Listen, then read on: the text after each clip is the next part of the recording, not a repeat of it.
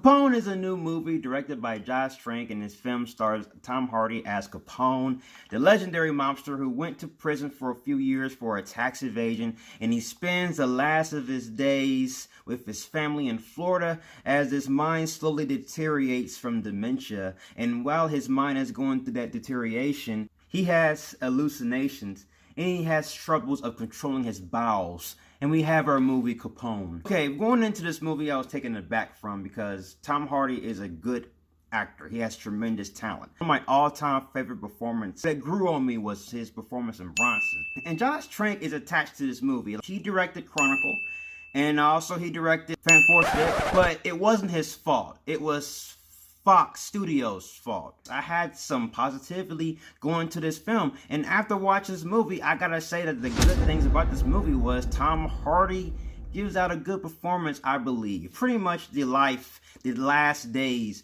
of Al Capone. This man cannot control his bowels. He is hallucinating. This man's mind is breaking apart throughout each scene. This is more like a character study or like a meditation of his character, breaking down his mindset. Also, there's a plot revolving around that I thought was admirable but mistaken. The majority of this movie pretty much focuses primarily on his mindset of his breaking it down. And the co-star who plays the wife of Al Capone, being played by Linda Cardellini, she did a fantastic job playing the wife of Al Capone. She was pretty much the backbone of the entire film. She was the character for the audience, the main character and only character that the audience can gravitate towards, that the audience can have some semblance of empathy towards, because you don't really get that with Al Capone. Not necessarily saying that's a bad thing.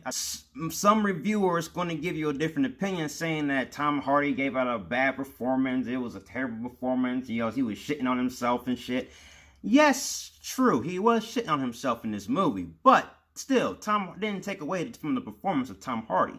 In my opinion, I thought Tom Hardy did a good job playing showing all the ailments of dementia and showing, hallucinations. The film has its good ways of breaking down piece by piece of his mindset, so you get an understanding, clarity of what he's going through. And pretty much that's all you're going to get with this film. It's pretty much is a condensed plot revolving around his mind, and it's just a breakdown, character study revolving around his mind about his past dealings and how his actions from his past can come around to bite him in the ass in the future. But from my understanding, he did a good job of voicing Al Capone. I believe. It's kind of a mix between, Nick Nolte and Daffy Duck. It's like...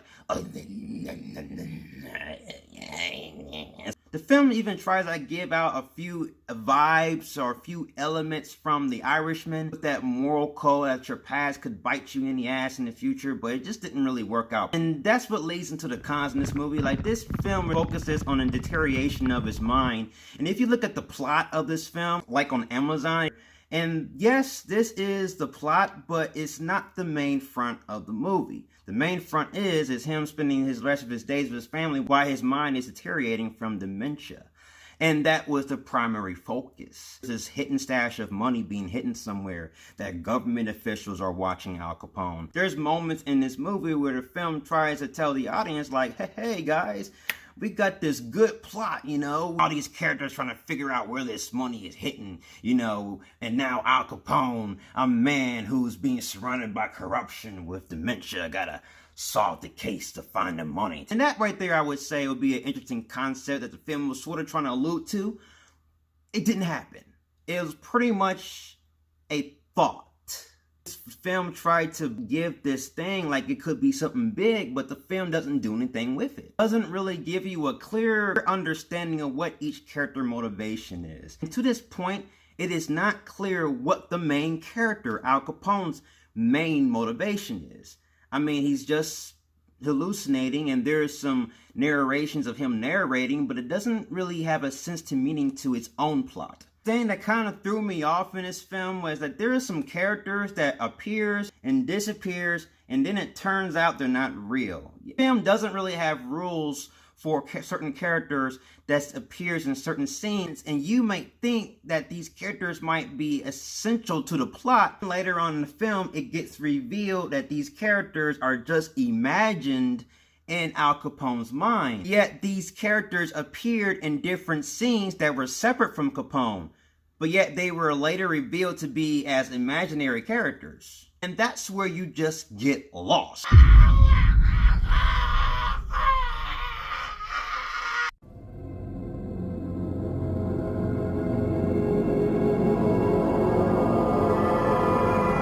I gotta give this film a Val Kilmer Batman. This is a guilty pleasure, forgettable film. If you are a fan of Tom Hardy, you can find some pleasure with this film maybe, but mostly just you can more likely forget it. Just pretty much read Wikipedia and that's your movie right there. So guys, that's my review of Capone. What are your thoughts of Capone? Comment below, let's talk about it, and I'll see you guys in the next review. And if you like everything you see and you agree, subscribe to my channel and join me in the Batman family. I'll have more Batman-tastic reviews in the way. I'll have a review of John Harry up next. You have been warned. Till then, ciao.